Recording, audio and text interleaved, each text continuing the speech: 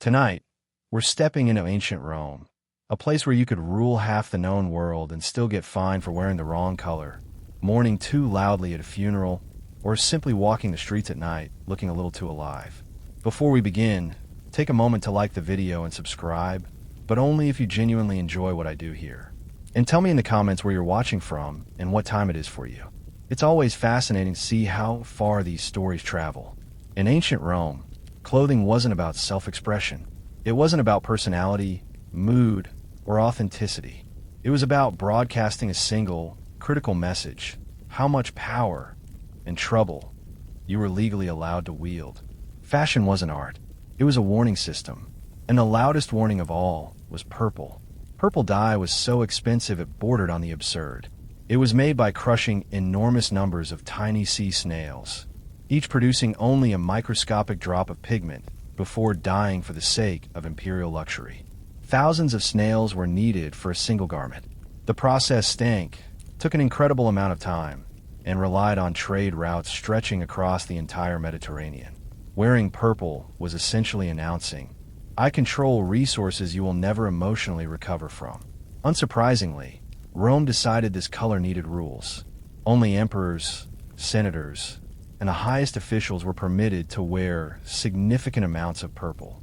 A fully purple toga was the ancient equivalent of a flashing sign that read, I have authority, and you absolutely do not. It eliminated uncertainty. Instead of arguing, questioning, or negotiating, you simply looked at the toga and thought, prison speedrun outfit. To modernize, this sounds extreme. To Romans, it was practical. Rome was massive, overcrowded, and constantly on edge. There were no uniforms, no ID cards, no helpful badges or lanyards. Authority needed to be instantly recognizable. Purple did that perfectly. No confusion, no awkward mistakes, and no accidentally offending someone who could legally erase your entire bloodline. There was also an economic reason. Romans loved status a little too much. If purple hadn't been restricted, wealthy elites would have started competitive fashion wars, bankrupting themselves just to outflex each other at dinner parties. Rome had already learned that when rich men compete aggressively, republics collapse. Limiting purple was basically the ancient version of saying, please stop before this gets stupid. Breaking the rule was serious business. Wearing purple without permission was treated as impersonating authority. Rome did not enjoy that at all. This wasn't a fashion faux pas. This was identity fraud with sandals. So yes, Rome banned people from wearing color. Not because they were petty, but because they understood something deeply Roman. Clear hierarchy prevents arguments. Arguments turn into violence. Violence ruins empires. And if all of that could be avoided by telling most people, no, you may not wear the fancy snail color, Rome considered that a bargain. In ancient Rome, grief was allowed. Dramatic grief, however, was treated like an uncontrolled fire hazard. Romans believed mourning needed limits, not because they were emotionally repressed robots, but because they had learned through painful experience that public emotion spreads faster than logic, and ends badly, very badly. When one person screamed, 10 joined in. When 10 cried, a crowd gathered. When a crowd gathered, Rome quietly prepared for a riot. So Rome regulated grief. Professional mourners existed. People paid to wail, cry, tear their hair, and perform sorrow at funerals. And yes, Rome regulated them too. How loudly they could cry, how long they could mourn, and how theatrical they were allowed to be, all had limits. Because nothing destabilizes a city quite like hired grief performers screaming at full volume in the streets. Women, in particular, were forbidden from excessive public mourning, loud wailing, self-harm gestures, dramatic hair pulling, or collapsing theatrically in public. Not because Rome hated women, but because these displays attracted crowds, and crowds attracted chaos. Rome did not care who started unrest. It cared that unrest started. This wasn't about suppressing emotion. Romans mourned privately at home, within families. They cried. They remembered. They honored the dead. They just weren't allowed to turn grief into a public spectacle that could ignite political tension. Funerals were emotional events, and emotional events were dangerous in a city already buzzing with rumors, rivalries, and ambitions. There was also a class issue. Wealthy families could afford enormous dramatic funerals. Poor families could not. If grief became competitive, louder cries, bigger processions, more dramatic performances, funerals would turn into status contests. Rome had already learned that when elites compete publicly, someone ends up dead, and it's usually the Republic. So mourning was rationed. Think of it as emotional crowd control. Rome knew that feelings are contagious. Anger spreads, fear spreads, grief spreads. And once emotions start spreading, laws stop working. From Rome's perspective, allowing unlimited public mourning was like allowing open flames in a grain warehouse. It wasn't cruel to regulate it. It was preventative. So yes, ancient Rome told people how much they were allowed to grieve, not because they lacked empathy, but because they understood something modern societies still struggle with. Uncontrolled emotion doesn't stay personal for long. It turns political, and political emotion can burn an empire down faster than any enemy army. In ancient Rome, dinner was never just dinner. It was politics, performance, and psychological warfare served on a silver platter, sometimes literally. And Rome, being Rome, decided that if people were going to show off at the table, it needed rules, strict ones. These were called sumptuary laws, and they controlled how much food you could serve, how many guests you could invite, and even which ingredients were acceptable.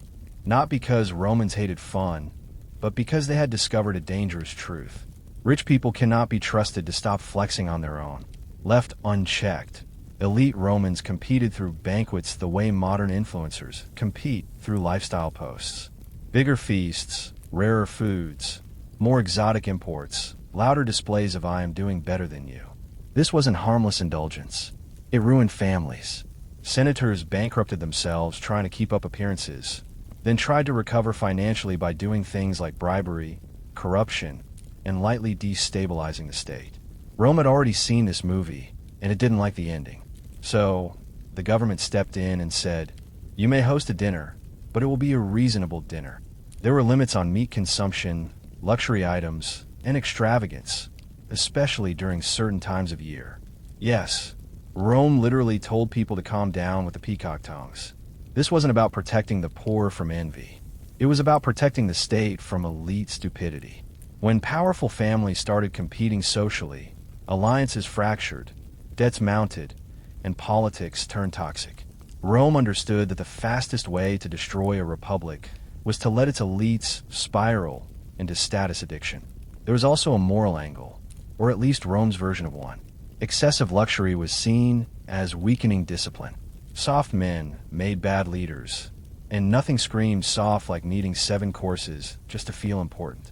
Of course, Romans hated these laws. They complained constantly. They found loopholes. They reclassified foods. They hosted technically legal dinners that were absolutely not in the spirit of the law. Rome passed new regulations. The rich ignored them again. This dance continued for centuries, but the intent was always the same. Stop turning dinner into a political arms race. So yes, Rome limited what you could eat at your own party.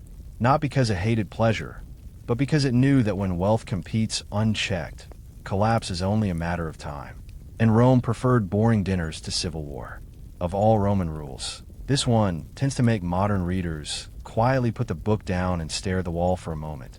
In Roman society, the paterfamilias, the male head of the household, held extraordinary legal power over his family. And when I say family, I don't mean just children. I mean adult sons, daughters, grandchildren, slaves, property, finances, and basically the entire domestic universe orbiting him. Yes, even adult sons, married with children, possibly balding, still legally under dad. This authority included control over finances, marriages, careers, and in the earliest periods, even life and death decisions, which sounds horrifying and sometimes was. But Rome didn't arrive at this system by accident. It was the result of deep fear. Fear of disorder, fear of divided authority, fear of households turning into little civil wars.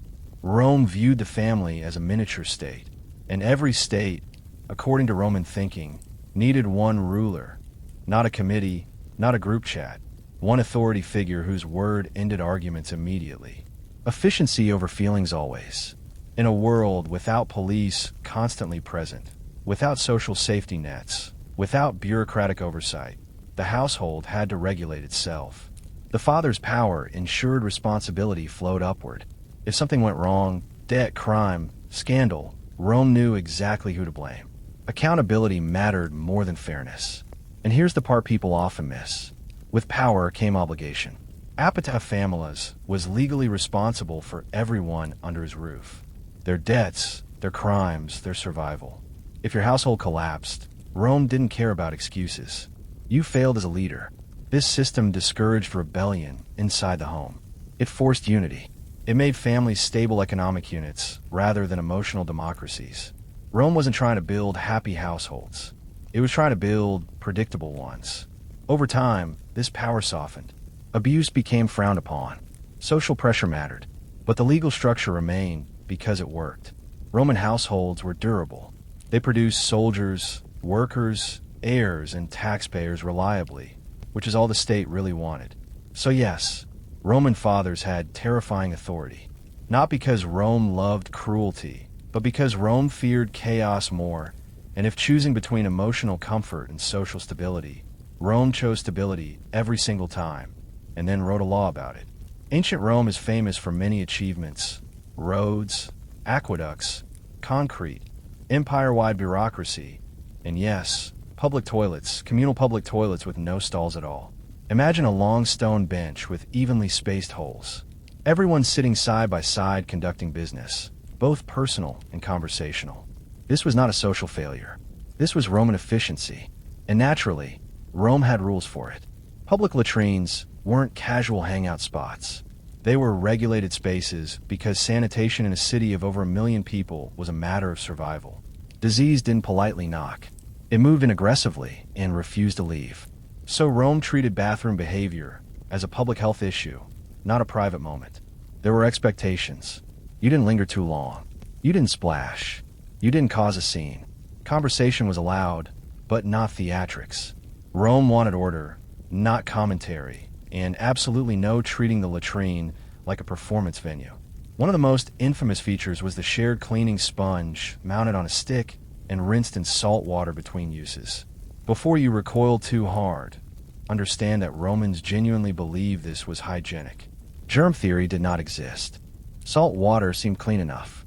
And honestly, after a few months in ancient Rome, your standards adjusted dramatically. Rules existed to prevent chaos. If people fought over seats, lingered excessively, or turned latrines into social clubs, congestion happened. Congestion led to filth. Filth led to disease. Disease led to panic. Panic led to unrest. Rome did not enjoy unrest. There was also a social aspect. Latrines were public, shared spaces that reinforced equality, at least temporarily. Rich and poor sat side by side. Senators and shopkeepers shared the same stone bench. Rome liked this. It reminded citizens that despite hierarchy, everyone participated in the same systems. And yes, even bodily waste was regulated. Human waste was valuable, used in tanning, cleaning clothes, and agriculture. Stealing waste from latrines could actually get you fined. Rome did not waste waste. To modern people, Roman toilets sound horrifying. To Romans, they were marvels of infrastructure, running water, drainage, organization, rules. Rome didn't care about your comfort. It cared that its citizens didn't die of preventable illness. So, yes, ancient Rome told people how to behave in the bathroom. Not because it was intrusive, but because without rules, even civilization itself starts to smell terrible. In ancient Rome, nighttime was not romantic. It was not mysterious. It was not for a leisurely strolls beneath the moon. Nighttime was when bad decisions clocked in for their shift. Once the sun went down, Rome became a very different city. Streets were poorly lit. Buildings were tightly packed. Fires spread easily. Criminals thrived. And political conspiracies loved the dark the way mosquitoes love exposed skin. So Rome did what Rome always did when faced with danger. It assumed you were guilty until daylight proved otherwise. Walking around at night made you suspicious by default. Patrols watched the streets. Guards questioned people. And if you were out late without a very good reason, Rome assumed you were either planning something illegal or already halfway through it. This wasn't paranoia. It was pattern recognition. Most fires started at night, when people used lamps and torches indoors. Most thefts happened at night, when shops were closed and streets were empty. Most assassinations, ambushes, and secret meetings happened at night, when witnesses were scarce and shadows were cooperative. Rome responded by discouraging nighttime movement altogether. If you had to be out, you needed a reason. Work, emergency, official business. Wandering aimlessly was not considered a valid excuse. Rome did not believe in just going for a walk to clear my head. Night watchmen carried authority, and resisting them was a very bad idea. Rome preferred to inconvenience innocent people rather than allow criminals freedom. This was a recurring theme.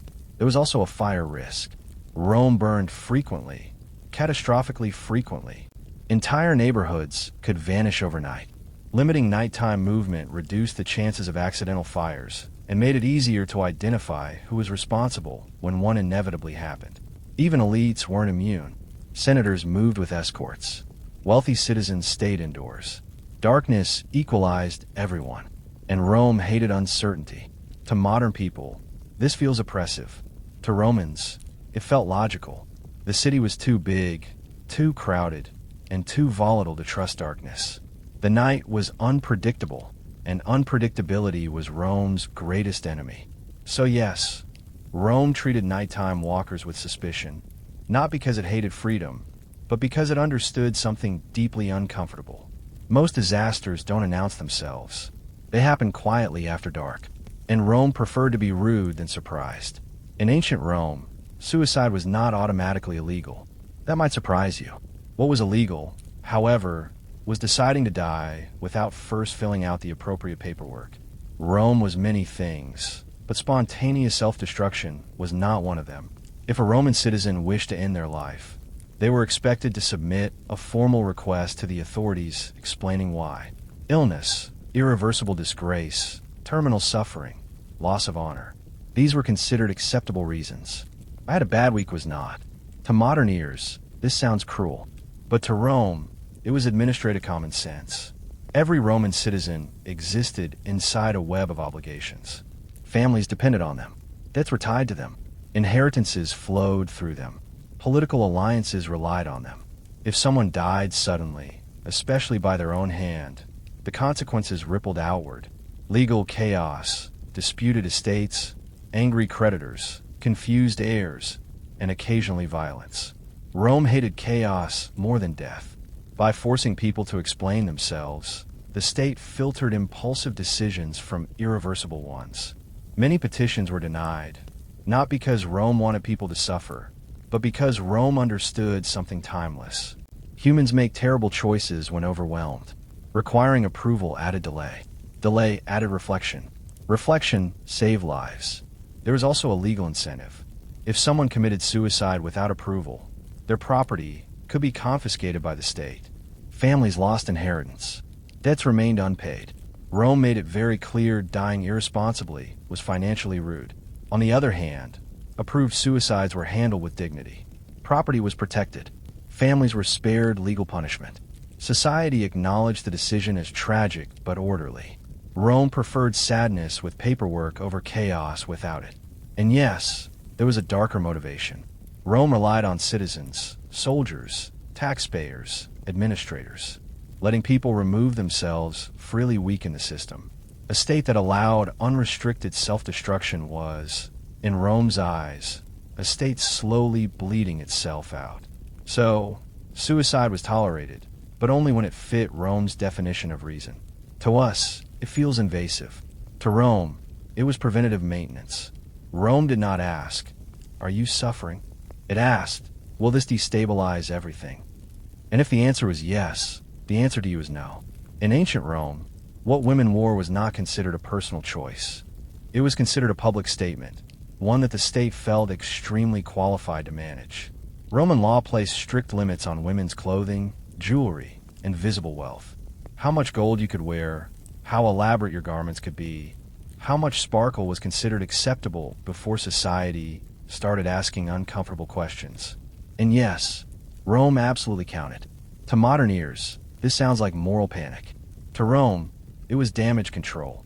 Roman elites had a problem: status competition, and women's fashion became one of the fastest ways to escalate it. Expensive jewelry, imported fabrics, and extravagant styling turned social gatherings into silent wealth battles. One necklace invited a larger necklace.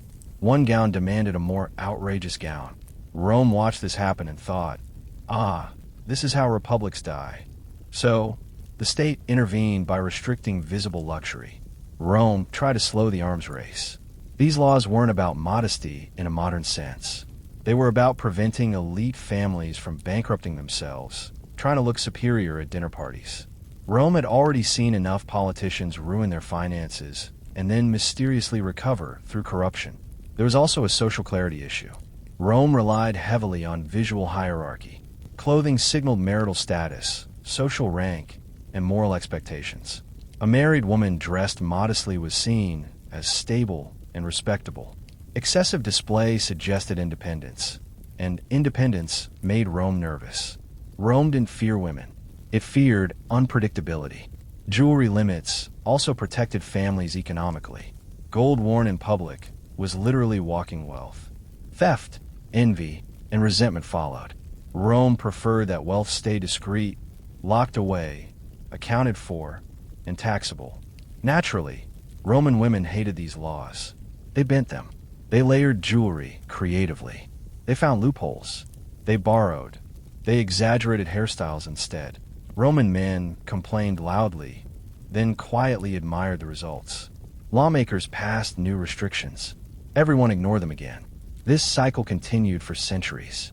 But the intent never changed. Rome wasn't trying to erase women from public life. It was trying to keep status competition from turning social life into a financial blood sport. To Rome, regulating women's appearance was regulating social pressure itself. And in a society obsessed with order, pressure was something you controlled or it controlled you. So yes, Rome told women what they were allowed to wear, not because it hated beauty, but because it feared what unchecked beauty did to politics. To modern audiences, gladiators look like ancient superstars. Crowds cheer their names. Graffiti praised them. People collected souvenirs with their images. Some even inspired obsessive fandom that would feel familiar to anyone who has ever seen a comment section lose its mind. But in ancient Rome, the law took one long look at gladiators and said absolutely not. Despite their fame, gladiators were legally classified as infames, dishonorable persons. This meant they lost many basic rights. They could not vote. They could not hold office.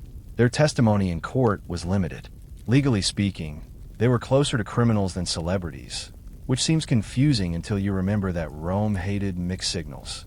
Gladiators were violent by profession. They killed or were killed for entertainment. Rome understood the danger of glorifying that too much. If people started seeing gladiators as heroes rather than performers, you risked normalizing violence outside the arena. And Rome preferred its violence organized, scheduled, and ticketed. The dishonor status served as a psychological firewall. Yes, you could admire their skill. Yes, you could cheer. But no, you cannot aspire to be them in any socially respectable way. Rome wanted admiration without imitation. There was also a class concern. Gladiators often came from enslaved people, prisoners, or the poor. If successful fighters gained full honor, social mobility would accelerate in unpredictable ways. Rome was many things, but flexible about hierarchy was not one of them. Even free men who volunteered to become gladiators were legally degraded. By stepping into the arena, they agreed to lose status. Rome made sure this choice came with consequences. You could gain money, fame, and attention, but you would lose dignity in the eyes of the law. No refunds. This prevented a flood of ambitious young men from abandoning military or civic careers to chase arena glory. Rome needed soldiers and administrators more than it needed influences with swords. And yet the contradiction remained. Romans loved gladiators. They fantasized about them. They gossiped about them. They scraped sweat from their bodies to use as cosmetics. Yes, really. Rome simply refused to let that admiration translate into power. So gladiators lived in a strange limbo, adored by the crowd, dismissed by the law, famous but untouchable, celebrated but contained. Rome understood something deeply uncomfortable. If you reward spectacle with status, Spectacle eventually replaces governance. And Rome was not about to let a man with a helmet and a trident run the state. In ancient Rome, religion was not a private matter of personal belief. It was a public safety system. And if you failed to uphold your end of the deal with the gods, Rome treated it less like a spiritual mistake and more like negligent endangerment. Romans believed their relationship with the gods was transactional. You perform the ritual correctly, the gods maintain order.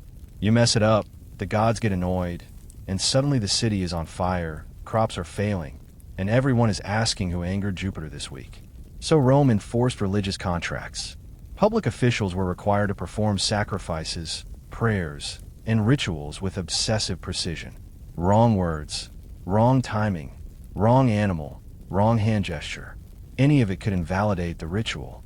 And if a ritual was invalid, it had to be repeated immediately, because half-pleasing a god was considered worse than not trying at all. Private citizens weren't off the hook either. Vows made to the gods were legally binding. If you promised the deity something and failed to deliver, you could be fined, shamed, or punished. This wasn't superstition from Rome's perspective. It was risk management. Rome had no meteorologists, no epidemiology, no disaster forecasting. When something went wrong, divine displeasure was the most logical explanation available. And when the explanation is divine anger, enforcement becomes urgent. This system also served a political function. Religion unified the population around shared rituals. It created predictability. Everyone knew when festivals occurred. Everyone knew what sacrifices meant. Everyone knew that if things went badly, someone had failed to follow protocol and that someone would be investigated. Importantly, Rome didn't care what you believed in your heart. Belief was optional. Participation was mandatory. You could privately doubt the gods all you wanted, as long as you publicly performed the rituals correctly. Rome valued behavior over belief. A very Roman approach. Breaking religious contracts threatened collective confidence. If people believed the gods were displeased, panic followed. Panic led to unrest. Unrest led to instability. Rome did not enjoy instability. So yes, Rome punished people for upsetting invisible beings. Not because Rome was irrational, but because Rome understood that shared belief systems, however strange, hold societies together. To Rome, keeping the gods happy was not theology. It was infrastructure. In ancient Rome, words were not harmless. They were dangerous tools, sharp, contagious, and fully capable of burning the city down without ever lighting a fire. Rome understood something modern societies often relearn the hard way. One convincing speaker in the wrong place at the wrong time can do more damage than an army. So Rome watched public speech very closely. You could not simply stand in a public space and start addressing a crowd. That wasn't free expression. That was suspicious behavior. Unauthorized speeches were treated as potential threats, especially if they involved criticism of officials, emotional language, or worst of all, promises to fix everything. Rome had seen this before. Charismatic speakers stirred resentment. Resentment gathered crowds. Crowds demanded action. Action turned into riots, assassinations, or civil war. Rome preferred boredom to bloodshed. Only certain people were allowed to speak publicly in official contexts. Magistrates, senators, priests, or those explicitly permitted. Even then, there were expectations about tone.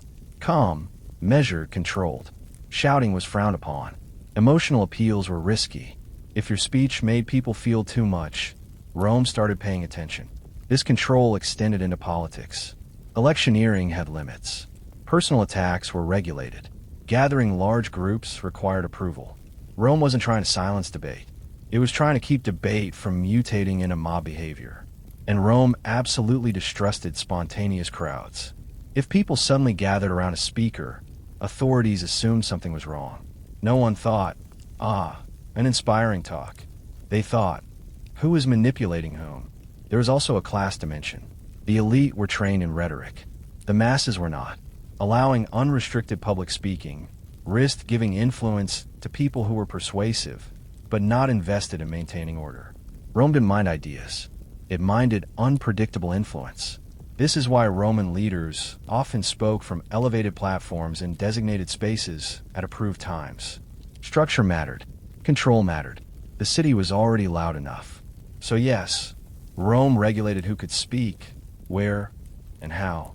Not because it hated speech, but because it feared what speech could become once emotions took over. Rome trusted law.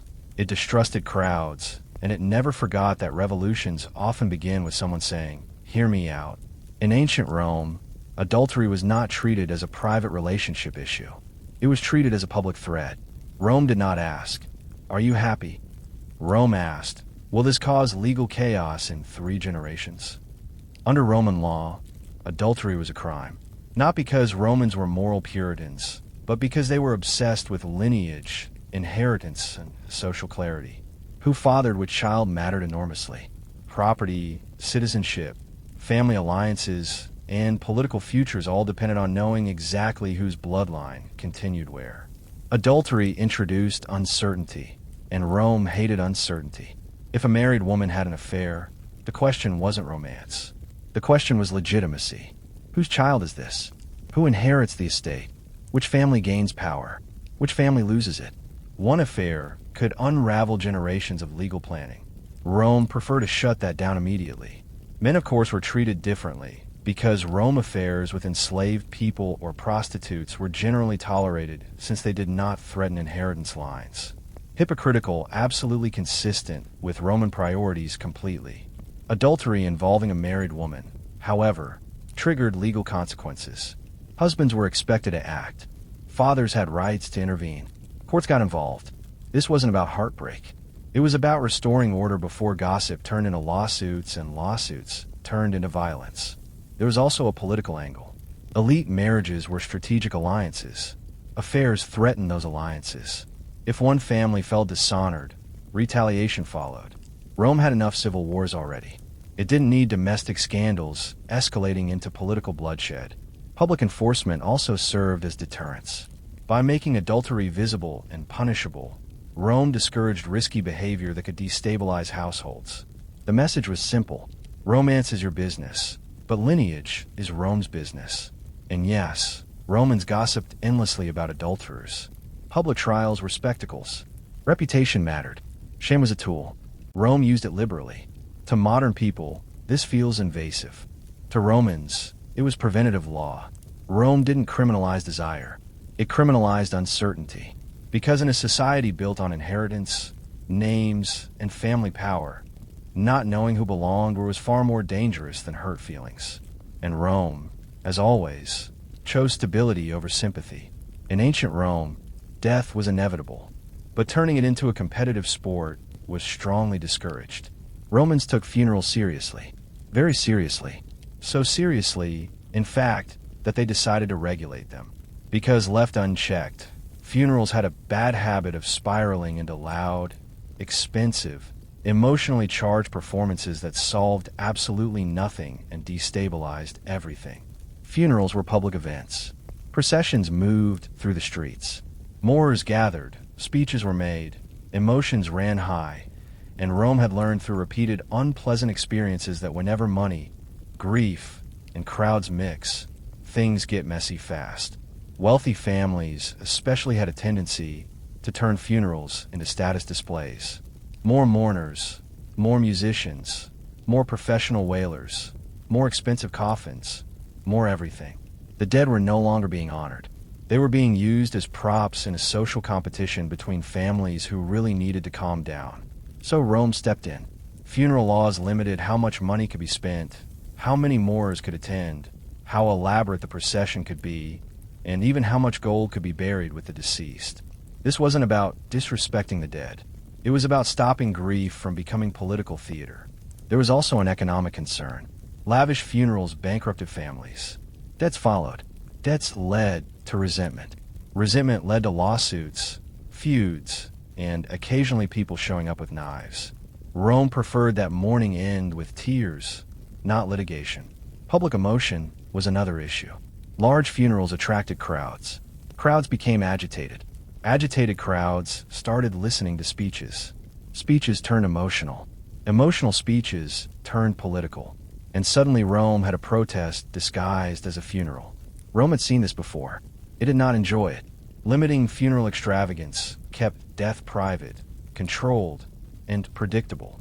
It ensured that grief remained a family matter, not a citywide event that could trigger unrest.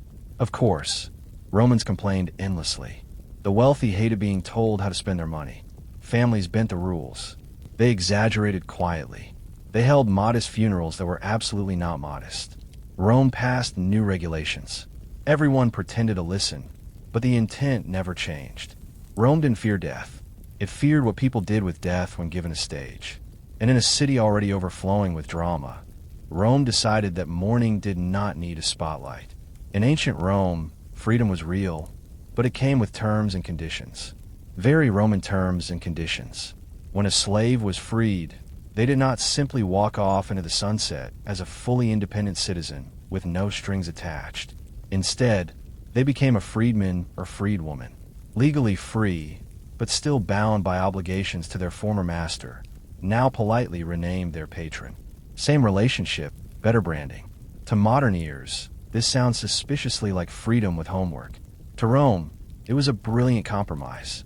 Rome relied heavily on slavery, freeing large numbers of enslaved people too quickly, with no structure, risked social chaos. Suddenly, you would have thousands of new citizens with no resources, no support networks, and no loyalty to existing power structures. Rome did not enjoy surprises. So, the patron-client system stepped in.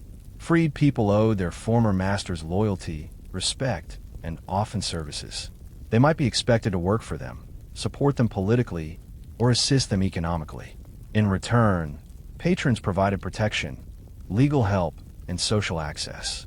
It was dependence, yes, but it was stable dependence. Rome preferred gradual change over sudden disruption, always. This system also protected freed people. Without patrons, newly freed individuals would have been vulnerable to exploitation, poverty, and violence. Rome did not offer social safety nets. Your safety net was relationships. Patronage gave freed people a place in society, even if it wasn't perfect. There was also a political reason. Patrons gained loyal supporters. Freedmen voted, campaigned, and reinforced their patrons' influence. This helped elites maintain power while still allowing limited social mobility. Rome loved systems where everyone felt they gained something, even if the gains were uneven. And yes, some freed men became incredibly successful, wealthy, influential, respected. But even then, public reminders of their status remained. Their gratitude was expected. Their loyalty was monitored. Freedom did not erase history. To modern sensibilities, this feels restrictive. To Rome, it felt safe. Rome did not want revolutions. It wanted controlled transitions. So freedom came with obligations. Not because Rome hated liberty, but because it understood that liberty, without structure, tends to explode. And Rome preferred slow change with paperwork over sudden change with riots. If there is one idea that truly defines ancient Rome, it's this. Nothing was ever just private. Not your clothes, not your family, not your love life, not even the promises you made to invisible gods. Rome believed that personal behavior didn't stay personal for very long. It leaked, spread, and eventually showed up as a public problem. So Rome intervened early. To a Roman, the state was not something that existed out there. It was everywhere in the household, in the family, in rituals, in daily habits. The logic was simple and relentless. If enough individuals made bad choices, society collapsed. And Rome had seen collapse up close enough times to become deeply allergic to it. This is why Rome regulated morality, behavior, and routine. Not because it wanted to micromanage joy, but because it saw patterns. Private excess led to public debt. Private scandals led to feuds. Feuds led to violence. Violence led to instability.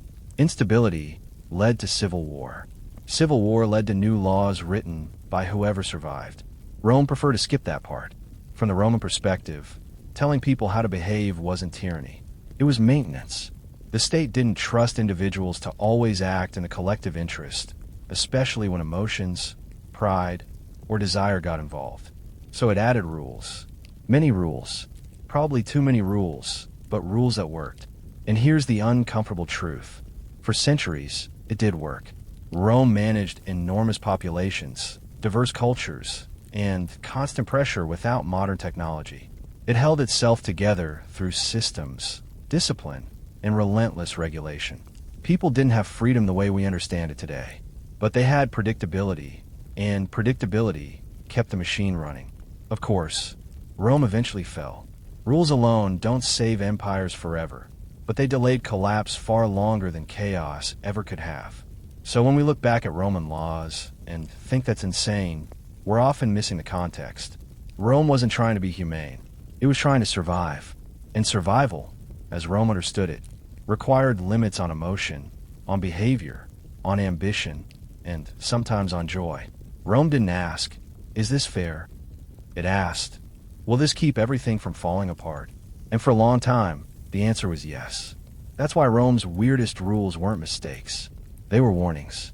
Vincent van Gogh entered the world in 1853 in the small Dutch village of Zundert, a place so quiet it almost seemed designed to magnify inner noise. He was born exactly 1 year after his stillborn brother, also named Vincent, a fact that would quietly haunt his sense of identity for the rest of his life. From an early age, he grew up with the unsettling awareness that he was, in a way, a replacement. Each Sunday, walking past a gravestone bearing his own name, he was reminded that existence could be fragile, accidental, and painfully symbolic. His father was a Protestant pastor, strict but sincere, while his mother was artistic, fond of drawing flowers and arranging nature with careful hands. From her, Vincent absorbed a sensitivity to color and form. From his father, a moral seriousness that would later turn into obsession. He was not a cheerful child. Teachers described him as intense, awkward, and distant. Other children played. Vincent stared. He watched people the way others watched weather, silently trying to understand patterns. School never suited him. He drifted from place to place, unable to settle, increasingly isolated. Social rules felt artificial to him. Like poorly written instructions everyone else pretended to understand. He wanted meaning, purpose, something absolute. When he spoke, he often spoke too much. When he felt too deeply. This combination did not make him popular. In his late teens, Vincent began working for an art dealership, Goupil and Company. Ironically, he sold paintings long before he ever painted one. At first, he was competent, even promising, but once again, intensity ruined balance.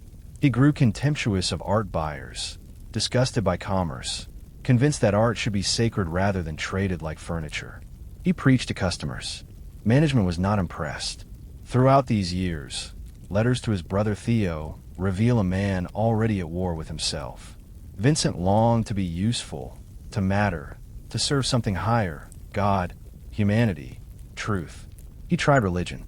He tried teaching. He tried preaching to minors, giving away his clothes, and sleeping on the floor like a martyr in training. Each attempt ended the same way. Rejection, failure, silence. By his late 20s, Vincent was broke, unemployed, and emotionally exhausted. Yet beneath the failures, something restless was sharpening. He had not yet picked up a brush with conviction, but the hunger was there. A need to translate inner storms into something visible. The quiet village that once confined him had unknowingly produced a man who would later make the entire world feel his unease. By the time Vincent van Gogh reached his late 20s, failure had become a familiar companion. He had tried religion, education, and moral devotion, and each path had quietly shut its door in his face. It was only after exhausting nearly every other identity that he turned almost reluctantly toward art. Painting was not a childhood dream fulfilled. It was a last refuge, a place where his intensity might finally have a purpose instead of being a liability. At first, Vincent did not aim to be great. He aimed to be honest. He began by drawing peasants, laborers, worn faces, and bent backs. These were people he understood, not socially, but spiritually. He studied anatomy obsessively, filling notebooks with hands, boots, spines, and skulls. His early work was dark, heavy, almost muddy, as if light itself had a struggle to exist on the canvas. Beauty for Vincent was not decorative. It was earned through endurance. During this period, his brother Theo became more than family. He became lifeline, patron, and emotional anchor.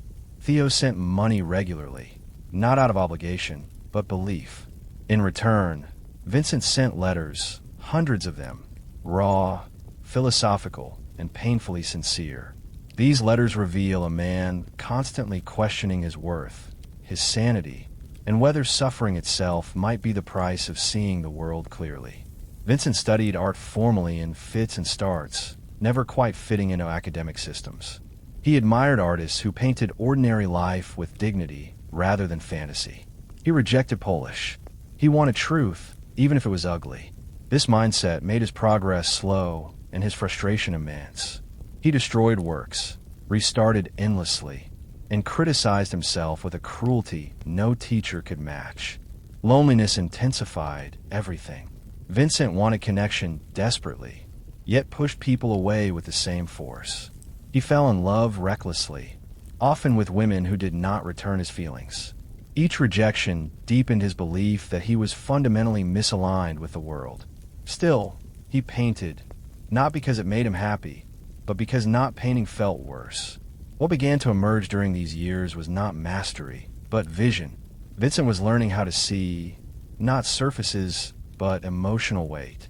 Fields were no longer landscapes. Faces were no longer faces. Everything became charged with inner meaning. Art was no longer a profession. It was survival. The real transformation in Vincent's art began when he left the gray skies of the north and moved south to Paris. The city was loud, crowded, and overwhelming, but it exposed him to something that would permanently alter his vision: color as emotion. Here he encountered impressionists and modern painters who treated light not as an accessory, but as a subject. For Vincent, this was not a stylistic lesson. It was a revelation. Until then, his palette had been dark and earthy, shaped by coal mines, poverty, and moral gravity. In Paris, color arrived like a shock to the nervous system. Yellows burned, blues vibrated, greens refused to sit quietly. Vincent absorbed everything with manic intensity, studying brush work, composition, and theory, while simultaneously rejecting imitation. He was not interested in blending in. He wanted color to speak, to shout, to bleed, feeling directly onto the canvas. This period was productive, but unstable. Vincent painted constantly, sometimes finishing multiple works in a single week. His brush strokes grew faster, thicker, more urgent. He stopped smoothing edges and began attacking the surface, as if painting were a physical confrontation. The canvas was no longer a window. It was a battlefield. Living with other artists proved difficult. Vincent admired them deeply, yet clashed constantly. His conversations were intense, exhausting, often spiraling into obsession. He drank heavily, barely ate, and worked until collapse. Friends came and went. Vincent remained restless and burning. Still, something extraordinary was happening. He began to believe that color itself could replace realism, that a field did not need to look like a field if it felt like one. A night sky did not need accuracy if it could convey awe, dread, or longing. This belief separated him from tradition and pushed him toward isolation, but it also unlocked the voice that would define him. His letters during this time oscillate between hope and despair. One day he is convinced he is close to something important. The next he is certain he is wasting his life. Success remains distant, recognition non-existent. Yet his inner compass has shifted. Vincent is no longer searching for purpose. He has found it, even if it is destroying him. By the end of this chapter of his life, Vincent's art is no longer tentative. It is unmistakably his. The storm inside him has found color, movement, and rhythm. What remains uncertain is whether the human mind behind it can survive the intensity of its own creation. Seeking light, warmth, and clarity, Vincent left Paris and traveled south to Els, a quiet town bathed in sun and sharp colors. Here he believed he could finally build something lasting, not just paintings, but a life. He rented a small house with yellow walls, modest and plain, yet filled with possibility. To Vincent, it was more than shelter. It was a vision. He imagined it as a home for artists, a shared space where creativity could thrive without rivalry or loneliness. The sunlight of Els transformed his work almost immediately. Colors intensified. Yellows became blazing. Blues deepened.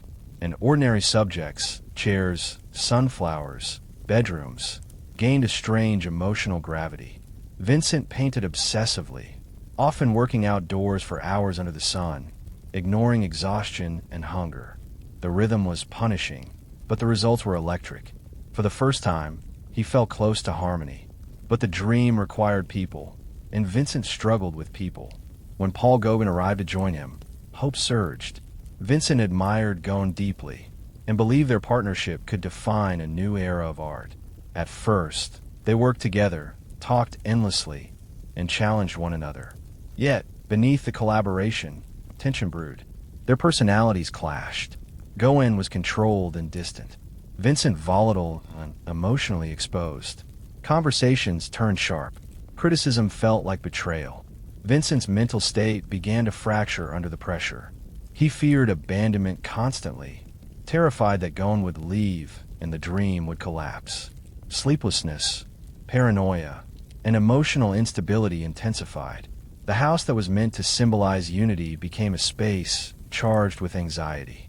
The breaking point came suddenly and violently. After a heated confrontation, Vincent suffered a psychological crisis. In a moment of profound distress, he mutilated his own ear, an act that has since overshadowed much of his work. Though it was not madness in isolation, but the result of prolonged strain, isolation, and inner torment. Gauguin left. The dream ended.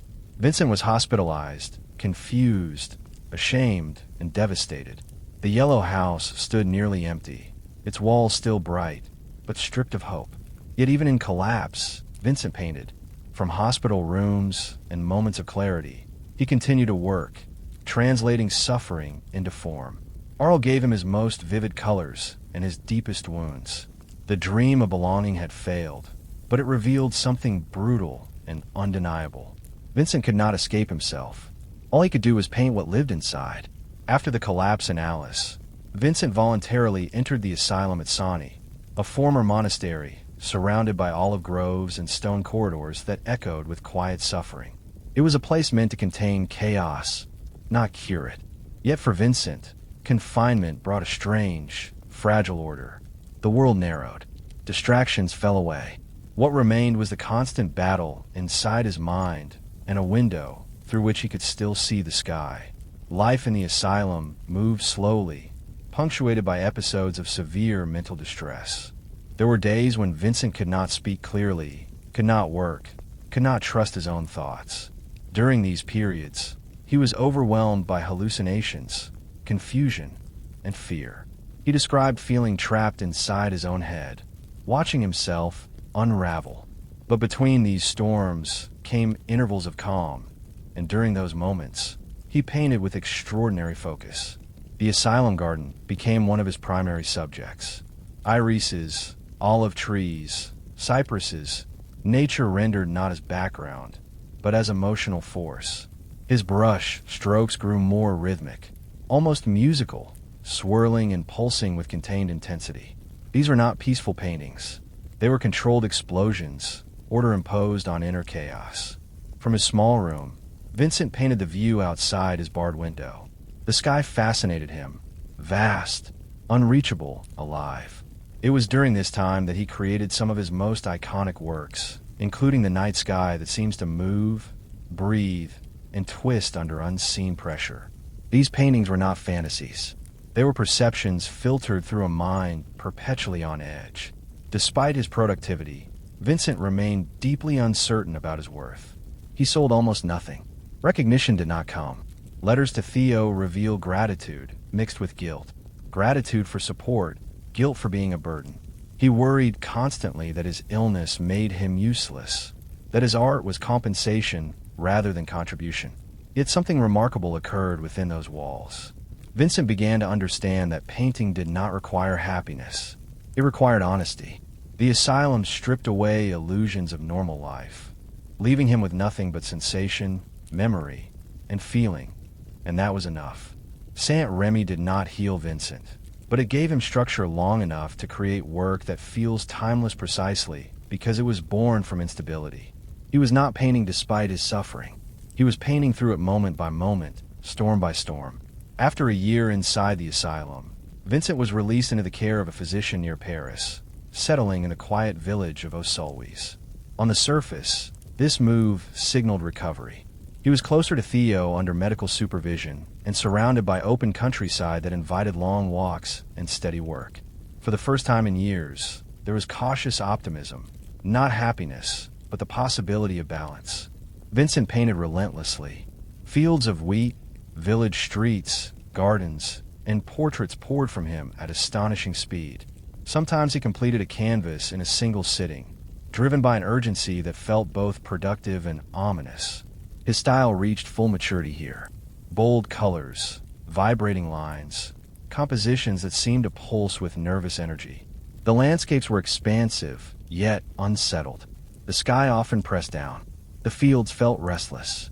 Never still, though his output was immense, his inner state remained fragile. Vincent was acutely aware that his stability depended on others, especially Theo. When Theo began to struggle financially and emotionally, Vincent felt the ground shift beneath him. He worried he was a burden, an obligation that never ended. Success still refused to arrive in any meaningful way. A few critics took notice, but recognition was distant and abstract. It did not translate into security. His letters from this period reveal a man caught between hope and dread. One moment he speaks of future plans, new techniques, a belief that his work may finally matter. The next he expresses fear that his illness will return without warning, that his mind will betray him again. The calm he experienced felt temporary, borrowed, and fragile. Vincent also felt profoundly alone.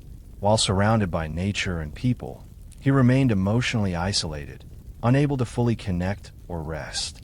The very intensity that fueled his art made ordinary life exhausting. He could paint endlessly, but living quietly seemed impossible. The countryside of Overs reflected this tension. It was beautiful, open, and alive, yet charged with unease. Vincent did not paint peaceful fields. He painted fields under pressure, skies in motion, paths that seemed to lead nowhere. These were not scenes of rest. They were confessions. This final period was not a descent into sudden darkness, but a slow narrowing of hope. Vincent continued to work, because work was the only thing holding him together. Beneath the productivity, however, the shadows remained, patient, waiting, and growing heavier with each passing day. As the summer in Oz deepened, Vincent's days followed a quiet, almost ritualistic rhythm. He walked into the fields each morning with his easel and paints, returning hours later exhausted, sunburned, and silent.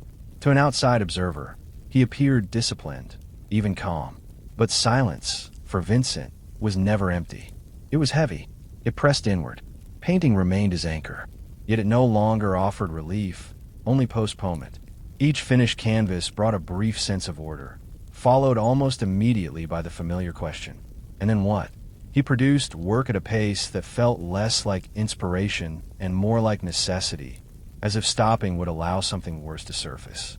His relationship with Theo weighed heavily on him. Theo's health was declining, his job uncertain, his family growing. Vincent sensed, perhaps accurately, perhaps not, that the support he relied on could not last forever. This fear cut deeply. The idea that his existence might cause suffering to the one person who believed in him was unbearable. He wrote with increasing anxiety, apologizing for being alive, for costing money, for needing care. Despite moments of external recognition, Vincent felt no internal confirmation. Praise arrived too late and too softly. He did not see himself as a misunderstood genius. He saw himself as unfinished, unstable, and unresolved. The world seemed unwilling to meet him halfway, and he lacked the strength to keep reaching. His paintings from this time grow darker in mood without losing intensity. The colors remain bold, but harmony dissolves. Crows cut across skies. Paths split and vanish. Horizons tilt slightly, never offering rest. These works feel suspended between movement and collapse, as if the land itself shares his unease. Vincent spoke little about the future. Plans dissolved into vague possibilities. What remained was exhaustion, mental, emotional, and physical. Years of inner struggle had left him worn down, not dramatically, but quietly. There was no single breaking moment, only accumulation. The countryside that once promised calm now felt indifferent. Wide open spaces emphasized isolation rather than freedom. Vincent had always lived intensely, and intensity demands energy. By this stage, the energy was nearly gone. This chapter of his life is defined not by chaos, but by heaviness. A man still working, still seeing, still creating, yet carrying a silence that had grown too dense to escape. In late July of 1890, Vincent's life narrowed to its final fragile shape. The days were warm, the wheat fields tall and restless under the wind. Outwardly, nothing dramatic announced the end. There was no public breakdown, no final manifesto. Vincent continued his routine, walking, painting, returning to his room. Yet something inside him had quietly reached its limit. On one afternoon, Vincent walked into the fields alone. He carried with him the same tools he always did. But this time, painting was no longer enough. What happened next was not impulsive madness, but a tired decision made by a man who had spent years negotiating with pain. He shot himself in the chest. The wound was not immediately fatal. Remarkably, Vincent managed to walk back to his lodging. He collapsed onto his bed, bleeding, conscious and calm. When questioned, he reportedly said little. There was no anger, no dramatic explanation, only acceptance. Theo was summoned at once. Theo arrived to find his brother weakened, but lucid. Over the next 2 days, they spoke quietly. Vincent did not express regret. Instead, he spoke with clarity, even relief. He told Theo that the sadness would never end. Words that were not theatrical, but resigned. After years of trying to live with intensity in a world that demanded moderation, he was exhausted. Theo stayed by his side as Vincent faded. On the morning of July 29th, Vincent van Gogh died at the age of 37. His final moments were not violent. They were subdued, intimate, and devastatingly human. The aftermath was small, a modest funeral, a handful of mourners. His coffin was covered with sunflowers, flowers he had painted with such devotion. His paintings, now considered priceless, were stacked casually against walls. To the world his death passed almost unnoticed. For Theo, it was unbearable. He lost not only a brother, but a purpose. Within months, Theo's health collapsed, and he died soon after, never witnessing the recognition that would come. Vincent's final act was not a statement against life, but an admission of limits. He had given everything he had, his mind, his body, his peace, to make inner truth visible. When nothing remained to give, he stopped. The fields remained, the paintings remained. Vincent did not. When Vincent van Gogh died, the world barely noticed.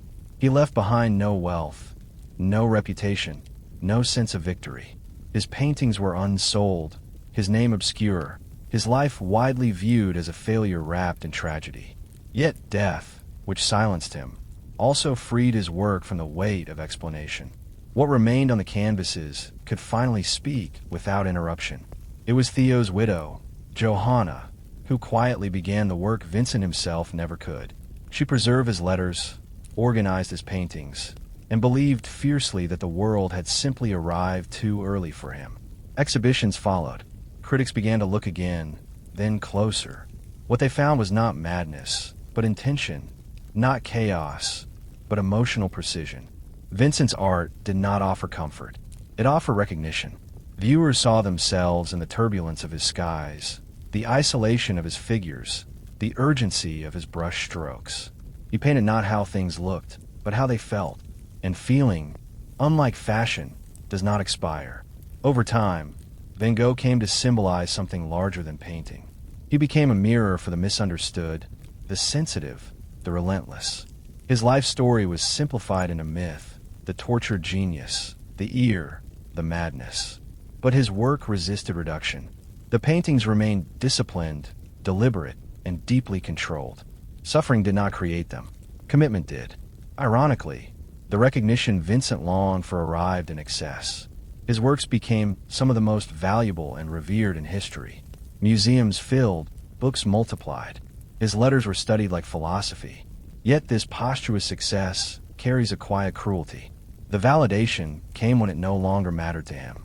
What endures is not the tragedy, but the honesty. Vincent never painted to impress. He painted to survive. He gave visual form to emotions most people struggle to name: longing, despair, hope, and the unbearable intensity of being alive. That is why his work still feels immediate, still feels close.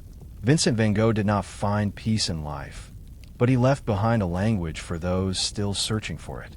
His legacy is not that suffering produces greatness, but that truth, when pursued without compromise, leaves a mark that outlives the one who made it. The man vanished quietly. The voice remained louder with each passing generation. Before jazz had a name, before it had rules, before it was written down or argued over, New Orleans was already making it inevitable. This was not a city that waited politely for culture to arrive. It absorbed it, mixed it, and reshaped it in the heat. Sound was everywhere, not as entertainment, but as atmosphere. Music was as common as humidity. New Orleans was unlike any other American city at the turn of the 20th century. French, Spanish, African, Caribbean, and American influences overlapped without fully dissolving into one another. Languages blended, religions overlapped, traditions collided daily. The result was not harmony in the classical sense, but friction, and friction produces heat. Heat produces movement. Music in the city did not belong to concert halls. It lived in the streets. Brass bands marched through neighborhoods for weddings, funerals, and parades, sometimes all in the same week. Churches rang with hymns shaped by African call and response. Docks echoed with work songs. Dance halls pulsed with rhythm late into the night. There was no clear boundary between sacred and secular. Everything fed everything else. One of the most important spaces was Congo Square, where enslaved and formerly enslaved black people gathered on Sundays to dance, drum, and preserve rhythmic traditions that were not supposed to survive. These gatherings were not performances. They were memory made audible. Rhythm passed from body to body, generation to generation, even when language and homeland were stripped away. At the same time, European musical traditions brought structure, harmony, notation, instruments, and formal training. Marching bands played precise arrangements. Opera houses staged grand works. Conservatory-trained musicians lived just blocks away from self-taught players who learned by ear. In New Orleans, these worlds did not stay separate. They listened to each other. Crucially, the city did not demand purity. You could borrow, bend, distort, and recombine. Mistakes were tolerated. Improvisation was not failure. It was expected. Music here was something you did, not something you perfected. Jazz did not begin as a rebellion or a movement. It emerged quietly from this environment, the way humidity rises from warm ground. New Orleans did not invent jazz on purpose. It simply created the conditions where it could not help but exist. The soul of jazz was forged long before the first trumpet bent a note. Its earliest heartbeat came from people who had everything taken from them except rhythm. Enslaved Africans brought with them musical traditions that could not be erased. Polyrhythms, call and response, movement tied directly to sound. Even under oppression, music survived because it adapted. It became quieter when it had to. It became communal when solitude was dangerous. Most of all, it became emotional truth in sonic form. In New Orleans, sorrow did not stay silent. Work songs rose from docks and fields, keeping time for labor while giving voice to exhaustion and endurance. Spirituals carried grief upward, blending African musical memory with Christian imagery. These were not songs meant to impress. They were songs meant to hold people together. Rhythm became structure. Repetition became reassurance. Unlike much of the United States, New Orleans allowed certain musical practices to persist publicly. Black musicians played openly in parades, funerals, and social gatherings. Music followed people from birth to burial. Funerals themselves became musical journeys. Slow, mournful processions on the way to the grave, then joyful, defiant rhythms on the way back. Death did not end music. It sharpened it. Blues began to take shape here too, not as a formal genre, but as an emotional vocabulary. Bent notes, vocal inflections, and unresolved tension expressed something words could not. Pain was not hidden. It was shaped, stretched, and released. This emotional honesty would become one of jazz's defining features. Importantly, these traditions were never static. Musicians listened constantly to each other, to European harmony, drifting in from opera houses, to Caribbean rhythms, arriving through the port. They borrowed freely. A hymn could become a dance tune. A march could become something looser, stranger, more alive. Strict time began to soften. Space appeared between beats. Music started to breathe. Improvisation grew naturally from this environment. When life itself was unstable, rigid repetition made little sense. Musicians learned to respond in the moment, to a crowd, to another player, to emotion itself. This was not chaos. It was conversation. By the end of the 19th century, something new was forming. It did not yet have a name, but it had a feel, rhythm that swung, melodies that bent, and an emotional range that could hold grief and joy at the same time. Jazz was not born from happiness. It was born from survival, learning how to move.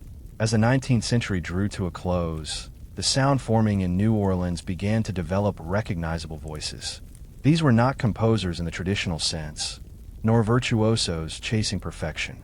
They were working musicians, barbers, laborers, dock workers, men who played because music was woven into daily life.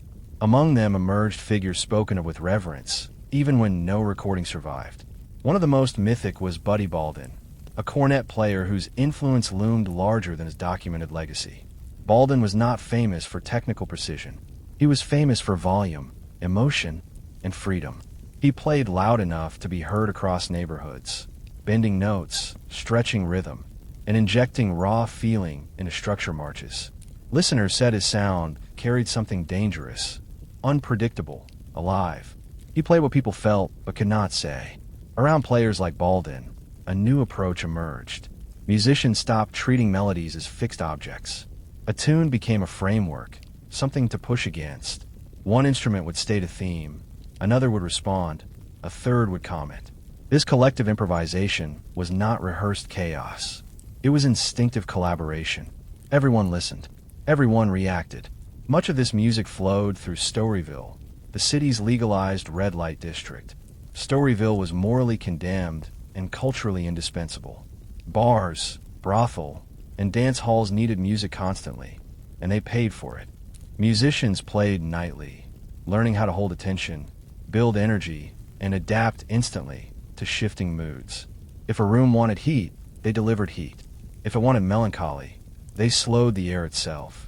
Crucially, racial boundaries shaped the sound in complex ways. Creole musicians often had formal training and could read music fluently. Black musicians often learned by ear, emphasizing rhythm and feel. When segregation laws forced these groups into closer proximity, their approaches collided. Technique met intuition, structure met swing. The result was not compromise, but expansion. The instruments themselves began to matter differently. Cornets led melodies. Clarinets twisted around them. Trombones growled from below. Rhythm sections loosened time, letting music sway instead of march. This was no longer European music played differently. It was something new. By the early 1900s, the sound had crossed a threshold. It was still unnamed, still evolving, but it was unmistakable. Jazz was no longer an idea forming in the background. It had stepped forward and found its first voices. If early jazz was a conversation, then Louis Armstrong changed its grammar. Born into deep poverty in New Orleans, Armstrong's childhood was marked by instability, violence, and hunger. Music was not an aspiration at first. It was an accident of survival. After a troubled incident as a boy, he was sent to a reform home where he first learned to play the cornet. What began as discipline quickly became destiny. Armstrong absorbed the city's sound the way others absorb language. He listened constantly to brass bands, to street parades, to older players who taught not with lectures, but with example. Yet even early on, there was something different in his playing, where others blended into collective improvisation. Armstrong's horn spoke. His tone was bold, clear, and emotionally direct. You could recognize it instantly, even in a crowd. Jazz before Armstrong emphasized group expression. Everyone played at once, weaving lines together.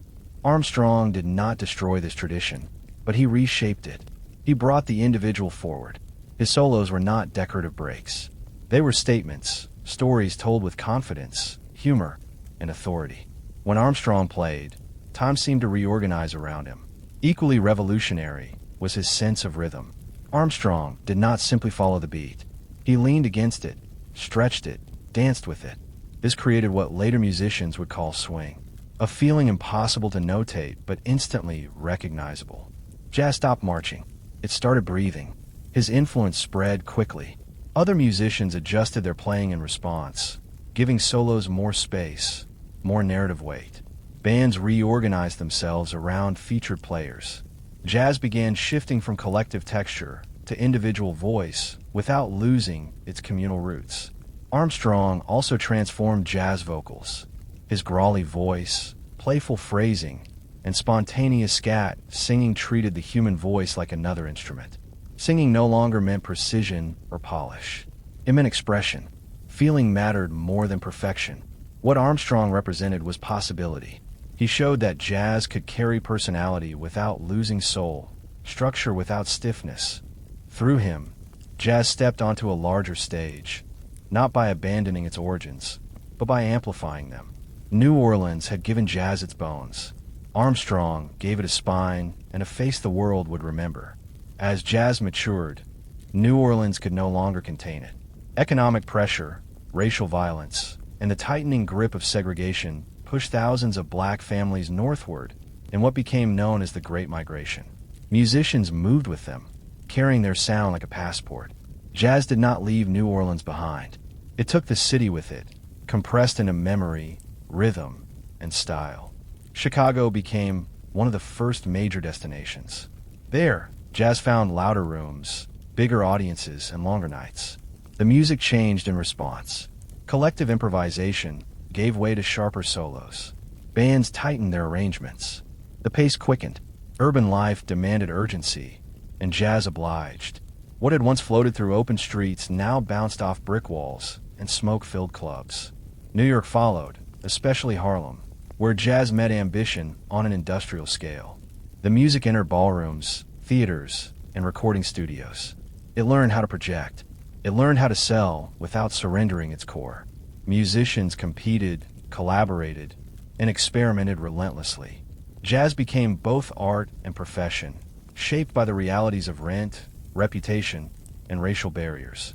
Recording technology played a critical role. For the first time, jazz could travel without musicians. Records froze improvisation into repeatable moments, spreading styles rapidly, but also locking certain versions into history. This created tension. Jazz thrived on spontaneity. Yet, fame now depended on consistency. Musicians navigated this contradiction constantly. Despite these changes, the New Orleans spirit endured. Even as arrangements grew more complex, the music retained its emotional directness. Swing still mattered. Groove still ruled. Jazz did not become polite. It became sharper. Importantly, leaving New Orleans did not erase its influence. It magnified it. Musicians referenced home constantly, whether through repertoire, rhythm, or attitude. The city became a mythic origin point, a place of authenticity against which all new developments were measured. Jazz's expansion proved something essential. It was not a local curiosity. It was a living language capable of adapting without losing meaning. Wherever it landed, it absorbed new influences and reshaped them just as it had done at birth. New Orleans had released jazz into the world. The world did not dilute it. It tested it. And jazz survived by changing without forgetting where it learned how to breathe. As jazz settled into northern cities, it entered a new phase, one defined by confidence, scale, and self-awareness. No longer a regional sound fighting for legitimacy, jazz began to see itself as a cultural force. This transformation was most visible in Harlem, where music became inseparable from identity, pride, and modern black expression. Dance halls and ballrooms expanded the music's reach. Big bands replaced smaller ensembles, not to tame jazz, but to amplify it. Arrangements grew more sophisticated, balancing tight orchestration with moments of freedom. This was not jazz abandoning improvisation. It was jazz learning how to command space. At the center of this evolution stood figures like Duke Ellington. Ellington did not treat jazz as raw material to be refined into something respectable. He treated it as already worthy. His compositions were lush, dramatic, and deeply rooted in black musical tradition. He wrote for specific musicians, shaping music around personality rather than forcing players into uniform roles. Jazz in his hands became orchestral without losing intimacy. Ellington's work proved something crucial. Jazz could be complex without becoming cold. It could be elegant without losing grit. It could sit on grand stages and still speak directly to lived experience. This redefinition shifted how audiences listened. Jazz was no longer just something you danced to. It was something you heard. At the same time, vocalists began reshaping jazz's emotional range. Singers used phrasing as improvisation, bending time and melody to tell personal stories. Lyrics became less ornamental and more confessional. Jazz allowed vulnerability without apology. Yet, success brought tension. As jazz gained popularity, commercial pressures increased. Clubs demanded consistency. Radio favored familiarity. Musicians faced the challenge of staying inventive in systems that rewarded repetition. Some adapted, others resisted. The push and pull between innovation and acceptance became a defining struggle. Still, the core spirit held. Jazz remained music of presence, created in the moment, shaped by who was in the room and what they felt. It continued to reward listening, risk, and response. This chapter marked jazz's coronation. It was no longer emerging. It had arrived, complex, confident, and self-aware. What lay ahead would test its boundaries even further. But its voice was now unmistakable, strong enough to argue with itself and survive the argument. Once jazz had a crown, it immediately began questioning whether it deserved one. The very success that lifted the music into ballrooms and radio waves also threatened to trap it there. By the late 1930s and early 40s, a new generation of musicians felt boxed in by predictability. Swing was popular, swing was profitable, and SW to them was becoming safe. So jazz did what it had always done when confined. It broke its own rules. Late at night, after formal gigs ended, musicians gathered in small clubs and back rooms to experiment. Tempos accelerated, harmonies twisted, melodies fractured and reassembled. This was not music meant for dancing or easy listening. It demanded attention. It demanded effort. Jazz was reclaiming its edge. Figures like Charlie Parker and Dizzy Gillespie pushed the music into what became known as bop. Improvisation turned fierce and intellectual. Solos were no longer just expressive. They were confrontational. Musicians spoke through speed, complexity, and harmonic daring. Jazz stopped explaining itself. This shift was not elitism. It was self-defense. Bop musicians rejected the idea that jazz existed to entertain on command. They wanted autonomy. They wanted to play for each other, not for applause alone. The music returned to its roots as conversation. But now the conversation was fast, dense, and unapologetically challenging. At the same time, jazz continued to express emotional truth in quieter ways. Vocalists like Billie Holiday stripped songs down to their emotional core. Her phrasing carried pain, resilience, and lived experience with devastating clarity. Jazz proved it could be cerebral and vulnerable at once. These parallel paths, explosive experimentation and intimate expression, expanded jazz's range rather than splitting it. The music refused to be one thing. It refused containment. Critics argued audiences divided. Some declared jazz was dying. In reality, it was shedding skin. Jazz had never promised comfort. It promised honesty, even when honesty was difficult to hear. By breaking its own structure, jazz ensured survival. It remained a living language capable of argument, reinvention, and contradiction. The rules had never been the point. Expression was. And as long as musicians were willing to risk misunderstanding in pursuit of truth, jazz would continue to breathe. By the middle of the 20th century, jazz no longer moved in a single direction. It fractured, multiplied, and explored. Some feared this meant dilution. In truth, it meant freedom. Jazz had grown large enough to contain contradictions without collapsing under them. One of the central figures of this era was Miles Davis, a musician defined less by one sound than by constant reinvention. Davis understood something essential. Jazz did not survive by repeating itself. It survived by risk. Across decades, he stripped music down, slowed it, electrified it, and rebuilt it again. Each phase confused audiences. Each phase opened new doors. Alongside him, John Coltrane pushed jazz inward. His playing searched relentlessly for meaning, stretching improvisation into spiritual inquiry. Notes piled into torrent, then dissolved into silence. Coltrane treated music as a form of devotion, not to religion alone, but to truth itself. Jazz became a vehicle for transcendence. Other musicians explored space, texture, and freedom. Some rejected fixed harmony entirely. Others fused jazz with funk, rock, and global traditions. Purists complained. Innovators listened forward. Jazz had always absorbed its surroundings. Now the surroundings were global. What united these divergent paths was not style, but method. Jazz still relied on listening, response, and presence. Musicians met in the moment, negotiated sound in real time, and accepted uncertainty as part of creation. Even the most experimental forms remained rooted in conversation. Importantly, jazz also became a language of resistance.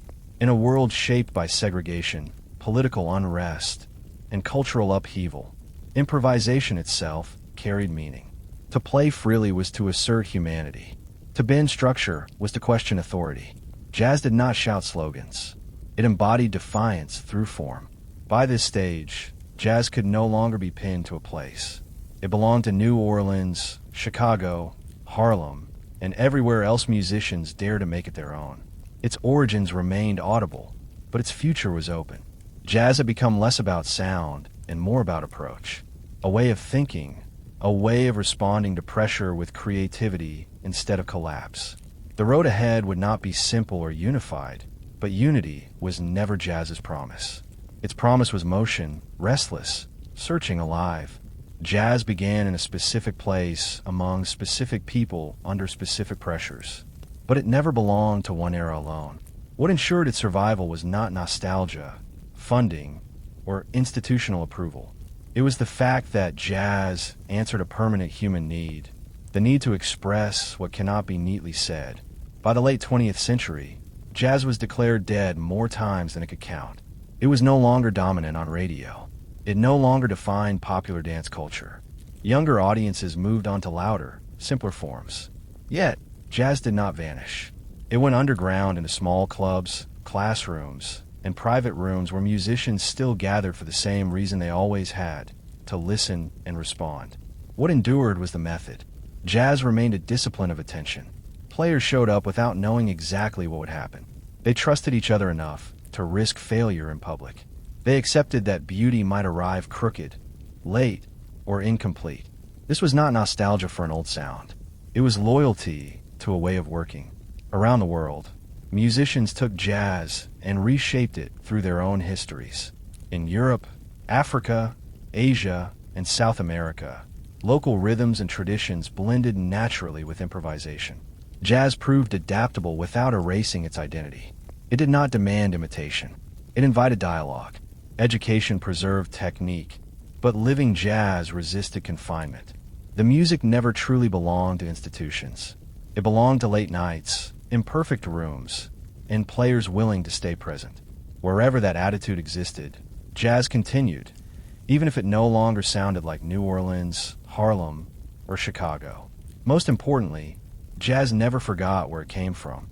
At its core remained the transformation of pressure into expression, sorrow into rhythm, constraint into movement. That lineage connected modern players back to Congo Square, to funerals that danced, to horns answering grief with sound. Jazz did not promise ease. It promised honesty. It asked musicians and listeners alike to stay awake, to feel complexity without simplifying it away. That demand kept it alive. The birth of jazz was not a moment. It was a pattern, one that continues whenever someone listens deeply, responds truthfully, and refuses silence. The city gave a breath. History tested it. Jazz endured not as a relic, but as a living way of being human. In the early 1790s, the United States existed in an uneasy space between revolution and reality. Independence had been won, but stability had not. The Constitution was still new in parchment, its promises untested, its authority uncertain. For many Americans, especially those far from the coastal cities, the federal government felt less like a protector and more like a question mark with teeth. Nowhere was this uncertainty sharper than on the western frontier of Pennsylvania. Life there was hard, isolated, and relentlessly physical. Roads were little more than muddy paths. Markets were distant. Cash was rare. Families survived through barter, cooperation, and improvisation. Government officials were seldom seen, but their decisions were felt keenly. When laws arrived from the east, they often seemed written by men who had never chopped wood, hauled grain, or worried about winter stores. For these frontier farmers, the recent memory of British rule was still fresh.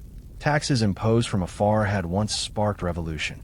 Standing armies had once symbolized tyranny. Central authority, however well-intentioned, carried the echo of oppression. Independence had not erased those fears. It had sharpened them. The federal government, meanwhile, was struggling to prove it could function at all. War debts loomed. Credit was fragile. Foreign powers watched closely, ready to exploit weakness. Leaders in Philadelphia believed that if the new government failed to enforce its own laws, the entire Republican experiment might collapse. Authority, they argued, had to be visible. Obedience had to be learned. This created a dangerous tension. To federal officials, order meant survival. To frontier settlers, order looked suspiciously like control. The same Constitution that promised liberty also empowered taxation and enforcement. Whether that power would be used wisely was still an open question. The United States was not yet a settled nation. It was a work in progress stitched together by compromise, ambition, and fear. The Whiskey Rebellion would become the first real moment when theory collided with lived reality, when the federal government discovered whether it could command obedience, and when ordinary citizens discovered how far that authority would go. The rebellion did not begin with violence. It began with doubt. On the western frontier, whiskey was not a vice. It was infrastructure. In a region where cash was scarce and transportation unreliable, distilled spirits solved problems that government policy barely acknowledged. Grain was bulky, heavy, and perishable. Whiskey was compact, durable, and valuable. Turning corn or rye into liquor was not indulgence. It was efficiency. For frontier farmers, whiskey functioned as money. It paid laborers. It settled debts. It bought supplies. In places where banks were distant and coins rare, a barrel of whiskey could move an entire local economy. It was also safer to transport. Hauling raw grain over rough mountain roads could wipe out a year's profit. Whiskey condensed value into something a horse could carry without ruin. There was also a social dimension. Whiskey was woven into daily life, shared at barn raisings, funerals, and communal gatherings. It was used medically, offered as hospitality, and relied upon during long winters. To tax whiskey was not merely to skim excess. It was to reach directly into the rhythms of survival. Eastern lawmakers viewed the matter differently. To them, whiskey was a commodity like any other, taxable, measurable, and convenient. They lived closer to ports, markets, and coin-based trade. Distillers there often operated on a larger scale and could absorb fees more easily. Frontier producers, small and scattered, felt singled out by a system that ignored geography and hardship. The tax structure itself deepened resentment. It required registration, record-keeping, and payment in cash, all difficult demands in remote areas. Compliance meant dealing with federal agents, navigating unfamiliar bureaucracy, and accepting oversight from a government that felt distant and unaccountable. What looked like administration from Philadelphia felt like intrusion in the hills. More than money was at stake. Whiskey symbolized independence. Distilling allowed farmers to remain economically self-reliant rather than dependent on distant markets. A tax threatened that autonomy. It suggested that the federal government could reach into any corner of life and extract value on its own terms. This was not abstract ideology. It was practical fear. If whiskey could be taxed today, what would come next tomorrow? Land, labor, survival itself. By the time protests began, anger had already fermented. The issue was not drunkenness or defiance for its own sake. It was the belief that the new republic was drifting toward the same mistakes as the old empire. Distant authority, uneven burden, and laws written by people who would never feel their weight. Whiskey mattered because life depended on it. The whiskey tax did not emerge by accident. It was designed deliberately and strategically by Alexander Hamilton as part of a larger vision for the young republic. The United States was drowning in Revolutionary War debt, its credit fragile, and its future uncertain. Hamilton believed that survival depended on proving one thing above all else, that the federal government could raise revenue and enforce its own laws. To Hamilton, the tax on distilled spirits was practical. Whiskey was widely produced, difficult to hide, and already part of commerce. Taxing it would generate income while signaling authority. More importantly, it would establish precedent. Laws passed by Congress were not suggestions. They were commands. But this logic, clean and orderly on paper, collided violently with frontier reality. The tax favored large eastern distillers who produced at scale and could pay flat fees. Small western farmers distilling seasonally and selling locally paid more per gallon and were hit harder. Equality under the law existed in theory, not in impact. Enforcement made matters worse. Federal tax collectors arrived as symbols of intrusion. They demanded registration, records, and cash payments, things frontier communities struggled to provide. Compliance felt humiliating. Resistance felt justified. At first, opposition was quiet. Farmers petitioned. They complained. They asked for adjustments. When those efforts failed, resistance hardened. Tax collectors were harassed, threatened, and publicly shamed. Some were tread and feathered. Others resigned. Courts were disrupted. Federal authority was mocked openly. To the rebels, this was not lawlessness. It was defense. They believed they were standing up for the spirit of the revolution, resisting unjust taxation imposed without genuine representation. In their minds, Hamilton was building the very centralized power Americans had fought to destroy. To Hamilton, this resistance was existentially dangerous. If the government backed down, it would invite chaos. Other regions would follow. Laws would become optional. The republic would fracture before it fully formed. Thus, the whiskey tax became something far larger than a fiscal measure. It became a referendum on federal power itself. Could the government compel obedience from its citizens? Or would it remain a weak association, unable to act beyond paper? Hamilton was determined to find out. The confrontation he engineered was not reckless. It was calculated, and once resistance crossed from protest into defiance, there would be no retreat, only escalation. The nation was about to discover whether authority could travel west of the mountains. By 1793, resistance in western Pennsylvania had moved beyond complaint and into confrontation.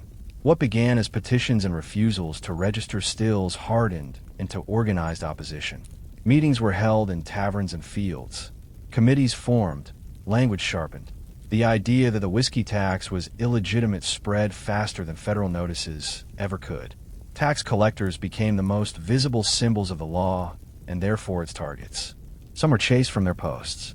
Others were assaulted, stripped, or publicly humiliated. Federal court summons were ignored. When officials tried to serve warrants, crowds gathered to block them. Law was no longer being debated. It was being challenged.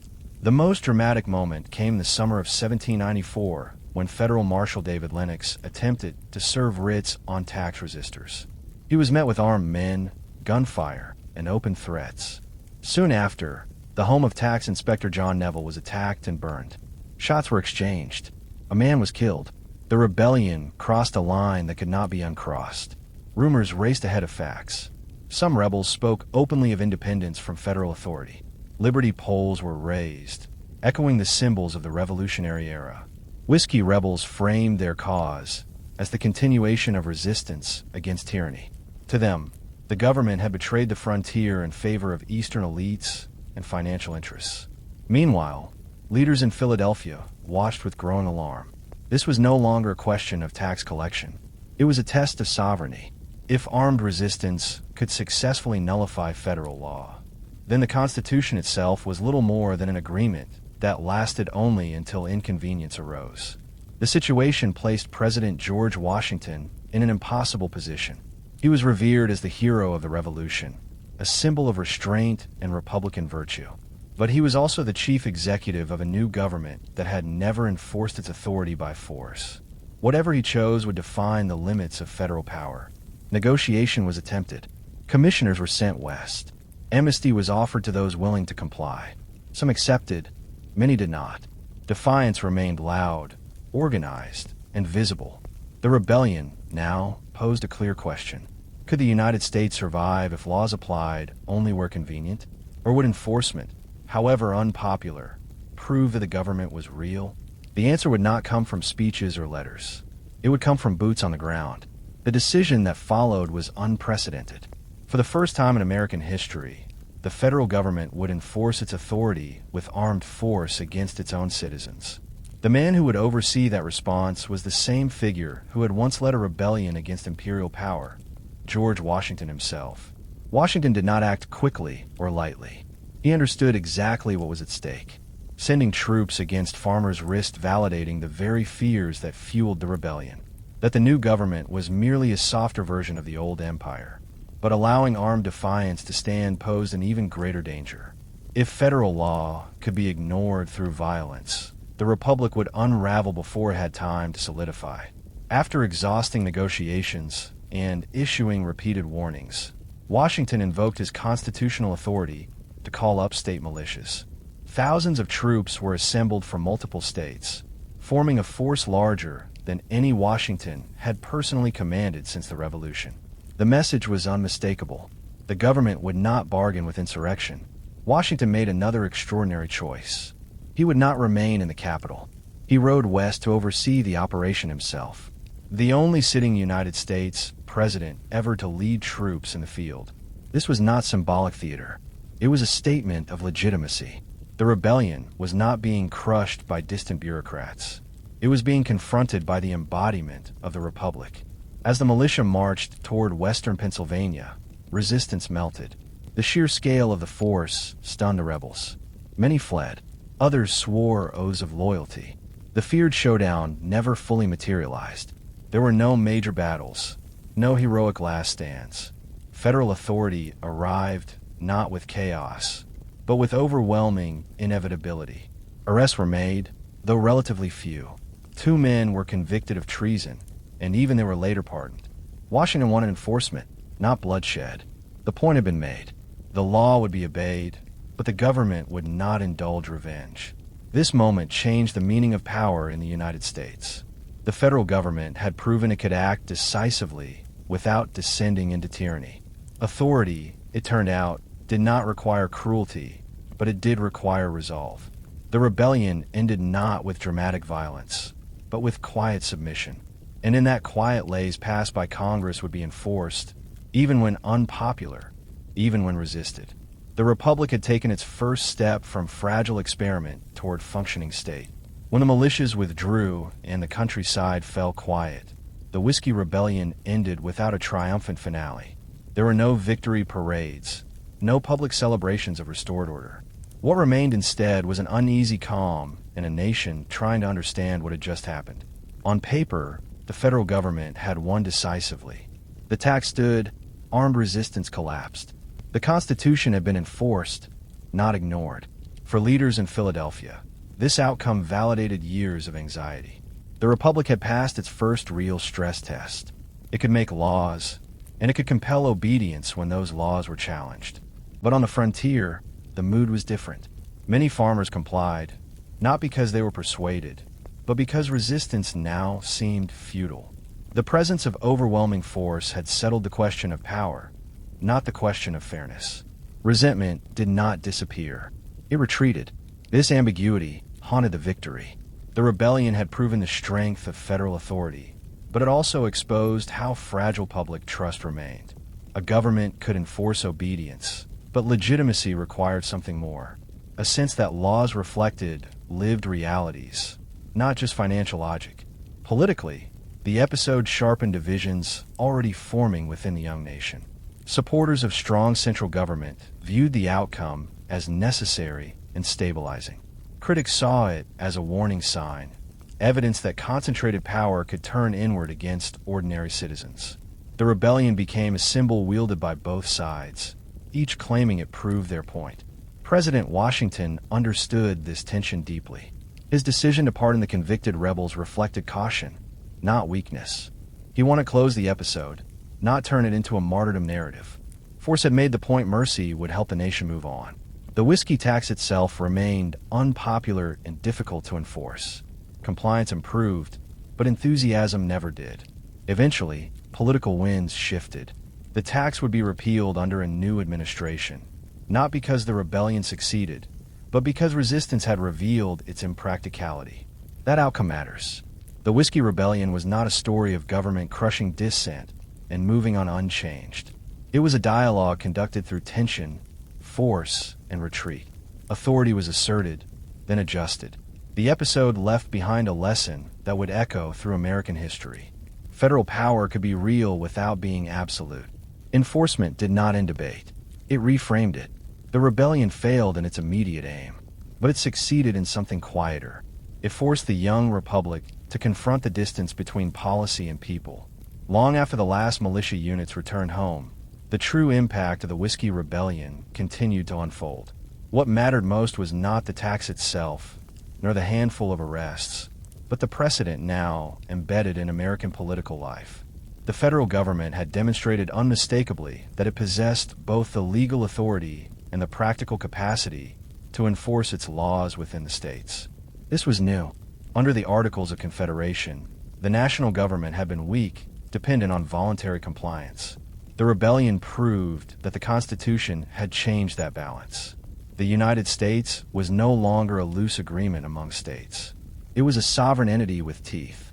Future leaders would remember this moment. Whenever resistance arose, whether over tariffs, civil rights, or labor, the Whiskey Rebellion stood as the first example of how federal authority could be asserted without collapsing into dictatorship. It became a reference point, quietly shaping decisions for generations. Yet the president cut both ways. If the government could enforce unpopular laws through force, it also carried the responsibility to use that power carefully. The rebellion underscored a truth that would haunt American politics. Legitimacy is not automatic. It must be maintained, not merely imposed. The event also accelerated the formation of political factions. Disagreements over the rebellion sharpened ideological lines between those who favored a strong central government and those who feared it. These divisions would soon crystallize into the first political parties, transforming disagreement into organized opposition rather than armed resistance. In this sense, the Whiskey Rebellion helped redirect conflict from violence into politics. Dissent did not disappear. It evolved. Protest moved from fields and taverns into newspapers, elections, and legislative battles. That shift may have been the rebellion's most enduring contribution. Ironically, the farmers who lost the confrontation influenced the future more than they knew. Their resistance exposed the limits of policy detached from local realities. Their anger revealed the dangers of governing from abstraction alone.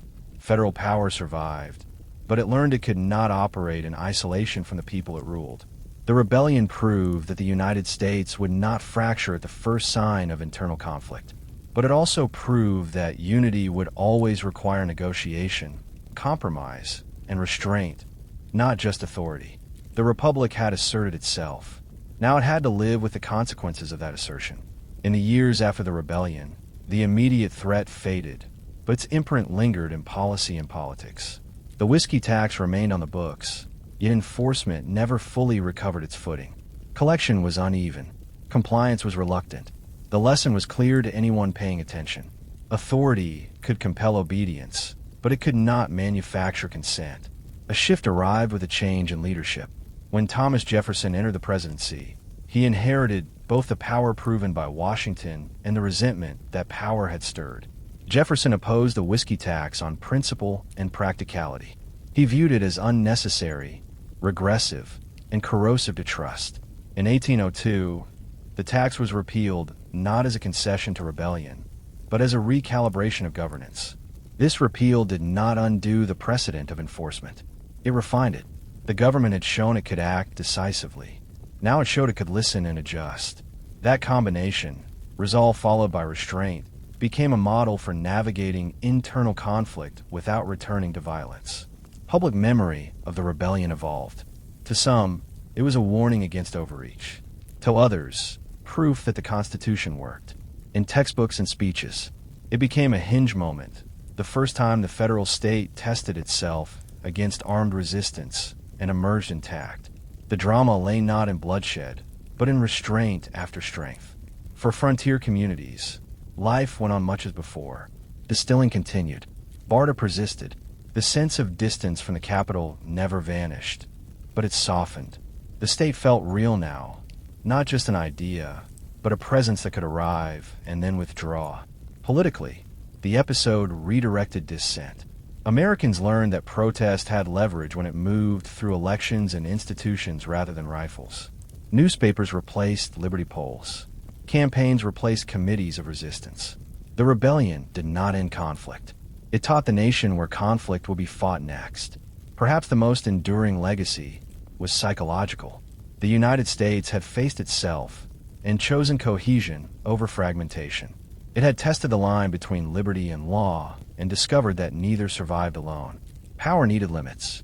Dissent needed channels. The Whiskey Rebellion ended quietly, but it left behind a durable grammar for American governance.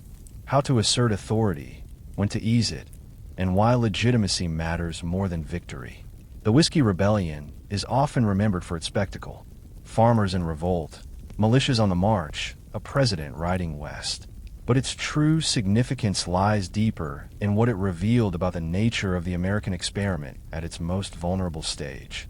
This was not simply a tax dispute. It was the first moment when the United States had to decide what kind of nation it intended to be. The rebellion forced a confrontation between two powerful ideas born from the revolution itself. One was liberty, the belief that government exists only with the consent of the governed and must remain close to the people. The other was authority, the belief that laws once made through constitutional process must apply to everyone or they mean nothing. The Whiskey Rebellion was the collision point where neither idea could fully retreat. What made this moment extraordinary was how narrowly it avoided catastrophe. The federal government proved it could enforce the law without descending into terror. The rebels proved that dissent could be loud and disruptive without tearing the nation apart. No foreign army invaded. No state succeeded. The republic bent, but it did not break. For President George Washington, the episode cemented a lasting principle. Civilian government, not generals or mobs, would rule. His restraint after victory mattered as much as his resolve before it. Power was demonstrated and then deliberately lowered. For ordinary Americans, the rebellion clarified something uncomfortable. Independence had not abolished government power. It had merely relocated it. The question was no longer whether authority existed, but how it would be used, challenged, and corrected. That realization marked a step into political adulthood. The Whiskey Rebellion did not produce heroes in the traditional sense. It produced precedents. It showed that internal conflict could be survived without revolution. That disagreement could harden into resistance, then dissolve back into politics. That the Constitution was not self-enforcing, but neither was it hollow. In later centuries, Americans would argue fiercely over federal power, taxation, and resistance. Each time, the shadow of the Whiskey Rebellion lingered, a reminder that the nation had faced this tension before, early and raw, and had chosen continuity over collapse.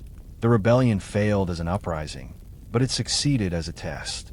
And in passing that test, the United States proved for the first time that it was more than a revolution that had already ended.